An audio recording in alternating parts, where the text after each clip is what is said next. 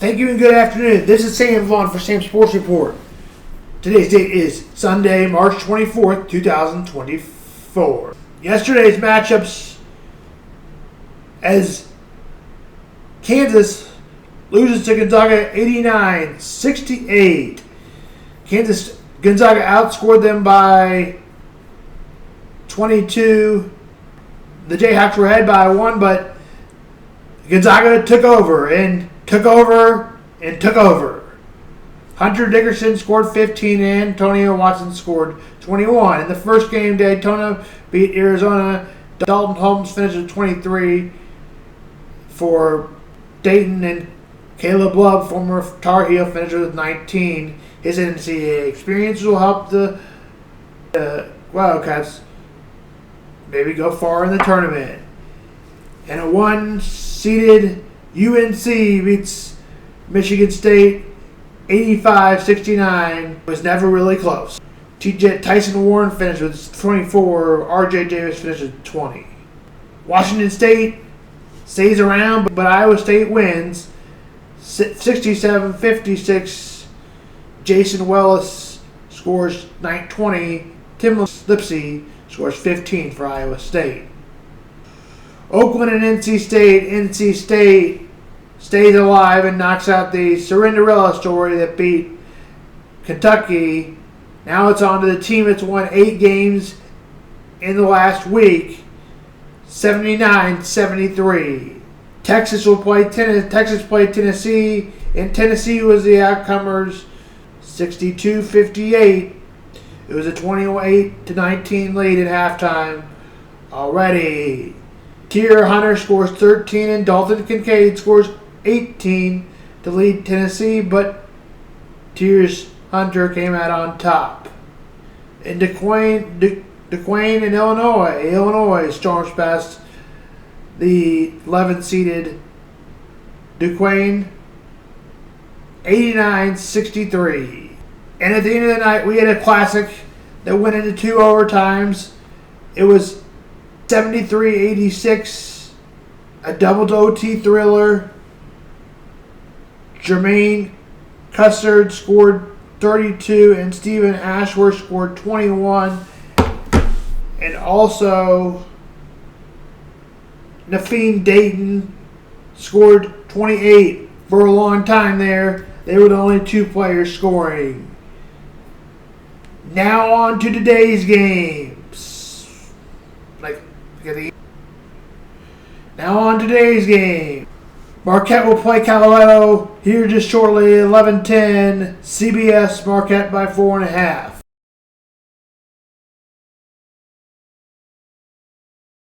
Utah State Purdue by 11.5, 140. Players to watch out for the Colorado game: KJ Simpson and Cam Johnson for Marquette. For Utah State and Purdue, it'll be Great Osmer and Zach Edey. Zach Edey, the best player in the country, and feels like he's been there for 20 years. It'll be James Madison and Duke, 12-4.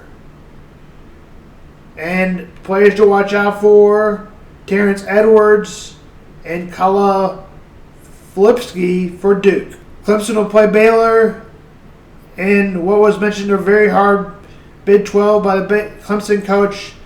Clemson and Baylor 5-10, 4.5. Northwestern Connecticut 6:45. Texas A&M and Houston 7:40, 9.5. And players to watch for the UConn Northwestern game: Bowie 19, Tristan Newton 15.1. And the Texas A&M Houston game: Wade Taylor and LJ Cryer. And also Jamal Shedd. Game time 7:40, and Yale and San Diego State to finish it out at 8:40 on TBS. Danny Wolf and Jordan Lady 21.4 and 14.3. Coaching positions that have been filled. From Florida Atlantic to Michigan. According to ESPN and Adrian Wojnarowski and every other news outlet now. That was yesterday at night. As Dusty May leaves FAU, Scott Drew declined the job at Louisville to come from Baylor. Not much of a surprise there for me. Baylor may always be a better job if you're far as worried about keeping your job. And most notably to me, Drake's new coach becomes Porter Moser from SIU, who's also spent time at Louisville, Loyola Chicago. And that's upset me because I always liked SIU, and that's where, of course, I went to school. DePaul's new coach, they would not up his contract, according to a source I have, and they would also not give him the money he deserves because SIU hasn't made a postseason. SIU didn't make a postseason when Barry Hinson won there, and SIU has been better. Sam McDale says if he had the information that he has now, he would vote no. Here's more on that, and then Jason and Sam to pull it off. That's Sam on Sports. Right now, do you think it'll pass or not? I think it will. Yes. I think it's more likely to pass than not. Okay, so if you think it'll pass, and it does, will people regret it passing? If they don't have these details, there's a higher percentage chance of having that regret. That's basically, I'm glad you phrased it that way, because I think that's basically the gist of what I'm trying to say is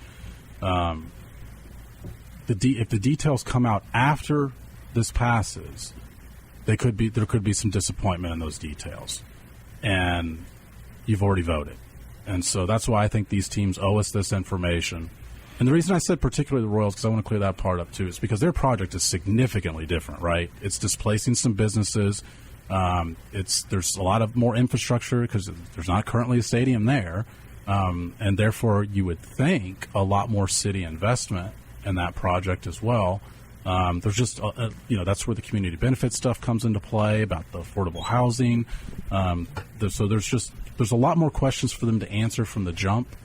And so if we've got non-answers from a lot of these particulars, that means there's more non-answers from the Royals just because their project requires more answers from the get-go. You are a columnist. You dispense opinions, right? Yeah. In your opinion, should Jackson County voters vote yes or vote no based upon what we know right now?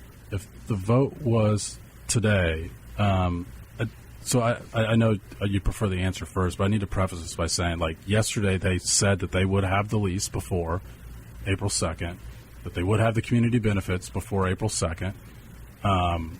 There's the eminent domain question has not been answered. The city and state contribution, I asked Sarah Tourville yesterday, who works for the Royals, whether or not we'd get that before April 2nd. The answer was basically no.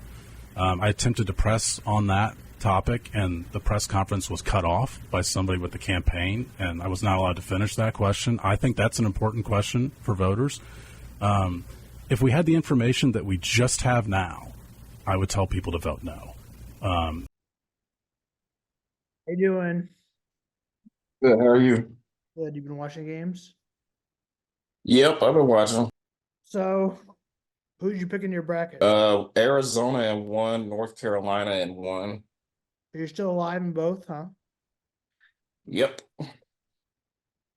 Yeah, I saw mine. My standings aren't too good. It's hard to pick a bracket, huh?